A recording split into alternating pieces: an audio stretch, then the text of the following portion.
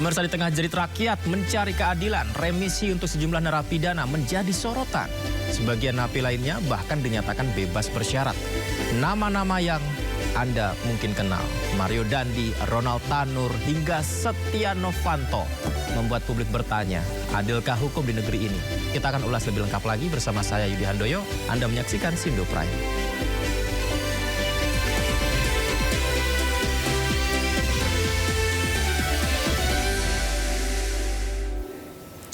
Pemirsa, informasi pertama datang dari Gunung Lewotobi laki-laki yang kembali erupsi sore hari tadi. Dengan status Gunung Lewotobi laki-laki ditingkatkan menjadi level 4 atau awas. Warga sekitar diminta waspada.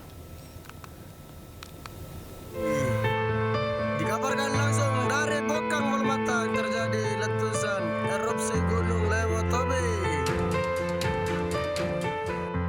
Gunung Lewotobi laki-laki di Kabupaten Flores Timur, Nusa Tenggara Timur kembali erupsi pada Senin sore 18 Agustus 2025.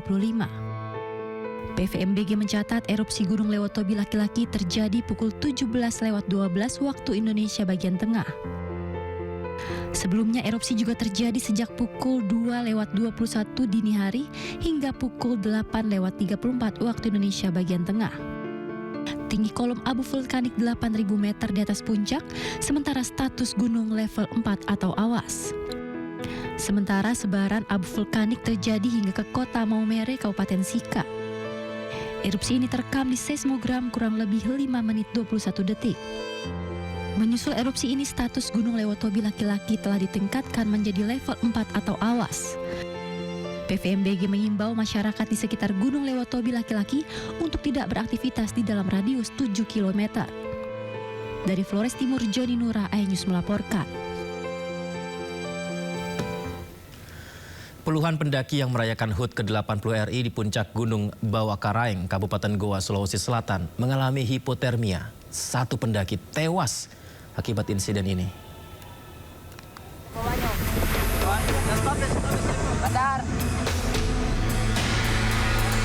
Jasad Irfan, 24 tahun, salah seorang pendaki asal Kabupaten Bone, yang meninggal dunia di Gunung Bawah Karaeng, Kabupaten Goa, Sulawesi Selatan dievakuasi tim SAR. Proses evakuasi berlangsung dramatis karena jalur evakuasi licin akibat diguyur hujan. Diduga korban meninggal dunia akibat hipotermia usai mengikuti perayaan HUT kemerdekaan ke-80 RI di puncak Gunung Bawah Karaeng. Selain satu orang meninggal dunia, tim SAR Merah Putih juga memberikan pertolongan kepada 51 orang pendaki yang juga mengalami hipotermia dan masih berada di puncak Gunung Bawah Karaeng. Korban yang ditangani oleh Basarnas sampai saat ini 52 pendaki yang dimana kebanyakan mengalami hipotermia. Namun tadi salah satu pendaki asal Bone atas nama Irfan yang melakukan lintas pada tanggal 13 di Mendari Gunung Barea. Lebih dari 4.000 pendaki menaiki puncak Gunung Bawah Karaeng untuk merayakan HUT kemerdekaan ke-80 RI.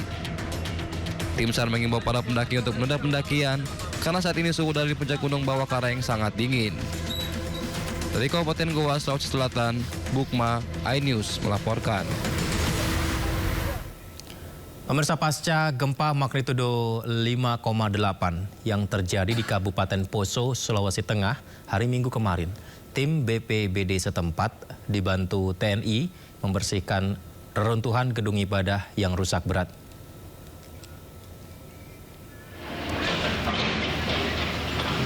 Siang tadi, alat berat dikerahkan, pemirsa. Seperti inilah situasinya yang kita saksikan ya. Ini adalah salah satu upaya untuk mencari korban lain yang mungkin ada yang masih tertimpa bangunan rubuh. Sembari melakukan evakuasi dan pembersihan rumah ibadah yang rusak, runtuh akibat gempa. Mereka juga menghimbau warga waspada akan aktivitas gempa susulan. Karena beberapa kali gempa susulan terjadi, pemirsa. Ya, gempa terjadi karena pergerakan sesar atau Koraru ini menimbulkan kerusakan. Dan seperti yang kita saksikan ya, mengakibatkan sejumlah kerugian material. 12 unit rumah rusak berat, kemudian 33 unit rumah rusak ringan, 1 fasilitas ibadah rusak berat, 2 fasilitas ibadah rusak ringan, dan 1 fasilitas pendidikan rusak berat. Untuk korban pemirsa total akibat gempa ini 1 orang meninggal dunia, 8 orang luka berat dan 32 luka ringan. Pemirsa, saat kemeriahan HUT RI, gempa mengguncang Kabupaten Poso, Sulawesi Tengah. Selain menyebabkan kepanikan, sejumlah warga luka tertimpa reruntuhan bangunan. Gempa berkekuatan 5,8 magnitudo terjadi di Kabupaten Poso, Sulawesi Tengah pada Minggu 17 Agustus 2025. 1 orang korban tertimbun reruntuhan bangunan dan meninggal dunia usai menjalani perawatan di fasilitas kesehatan.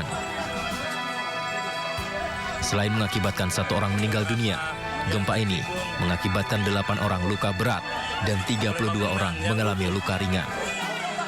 184 kepala keluarga atau 433 jiwa terdampak. Sebelumnya, kepanikan terjadi di gereja GKST Elim Masani Poso. Gempa mengguncang Kabupaten Poso mengakibatkan sejumlah bangunan termasuk gereja roboh. Sejumlah jemaah yang sedang melaksanakan ibadah tertimpa reruntuhan dan langsung dievakuasi untuk mendapat perawatan di rumah sakit terdekat. Gempa juga dirasakan sangat kuat warga di perumahan. Koordinator Data dan Informasi BMKG kelas 1 Sulawesi Tengah Nur Hayati mengungkapkan, gempa terjadi akibat aktivitas sesar Tokaroro. Hingga saat ini sudah terasa sekitar 20 kali gempa susulan.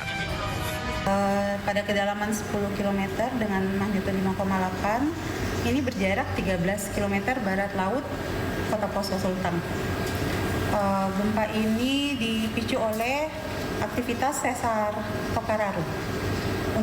Sampai dengan saat ini gempa susulannya sudah 25 kali sampai dengan jam 11 pagi. Pihak BMKG menghimbau warga untuk tetap tenang namun waspada dan mengikuti informasi resmi dari pihak berwenang.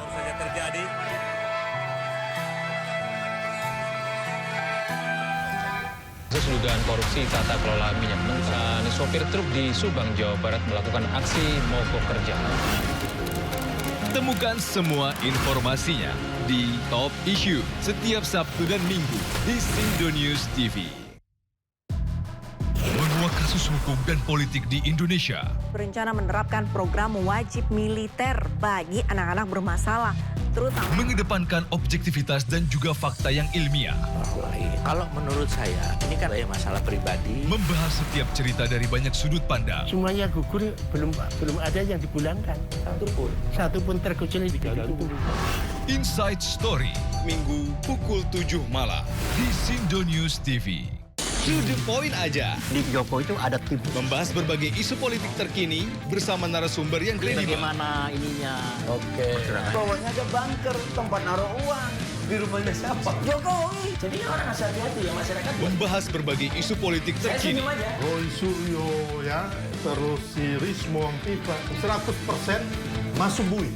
Bersama narasumber yang kredibel. To the point aja. Jumat pukul 9:30 malam di Sindonews TV.